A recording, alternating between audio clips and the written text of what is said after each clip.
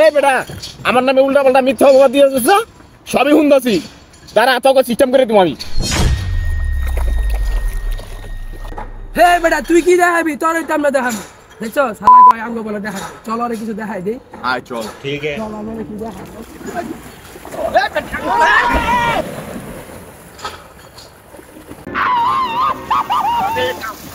এই খারাপ। আচ্ছা তুই যে এতদিন ধরে গোসল করস না, তোর গোসল না করার রহস্যটা আমার একটু কত। আচ্ছা রহস্য শুনবি?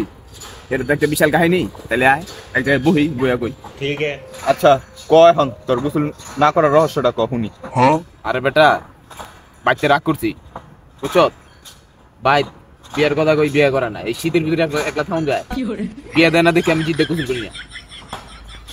কিরে আমার কি কয়? কইলোটা কি হালা? আরে বেটা ঘটনা সত্য, সাক্ষী দুর্বল। রে বেটা তেল লিগা তুই গোসল না করে থাকবি বেটা শীতের ভিত্তে, গোসল না করে থাকবি তোরা বিয়া দিব? তুই না খেয়ে থাকবি তারা ওটা বুঝা যাইতো যে না তুই বিয়ার লিগা। তুই গোসল না করে বেটা তুই জেনে যাস হ্যাঁ গন্ধ বেটা একদম দুর্গন্ধ ছড়াইতেছে। ওই বেটা সিয়াম সত্যি কথা হইলো আমিও তো এক সপ্তাহ ধরে গোসল করি না। তোরা যেহেতু সত্যি কথা কয়ে দিছস আর আমারটা গোপন রাই খেলাতি, আমিও তো বেটা 7-8 দিন ধরে বেটা গোসল করি না। চল তাহলে আজকে 3 বন্ধু মিলে একদম ফ্রেশ হয়ে উড়ি। আলারা আমার হইলো গোসল করাই দে শালা না, তোরাই তো গোসল করছ না রে। নাম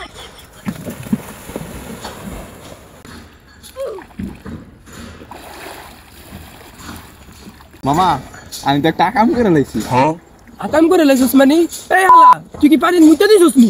এর লাগি তো কই যখন নিচে গেলাম পানিটা কেমন জানি গরম গরম লাগে, শালা আমি কই গিরে শালা ঠান্ডা পানি গরম হলো কেমনে? ভাই শালা মুচ্ছর ধর, আমি ইচ্ছা করে কি আকাম করছি রে? ঠান্ডা পানির ভিতরে গরম পানি বাইরে গেছে, আমার কি দোষ?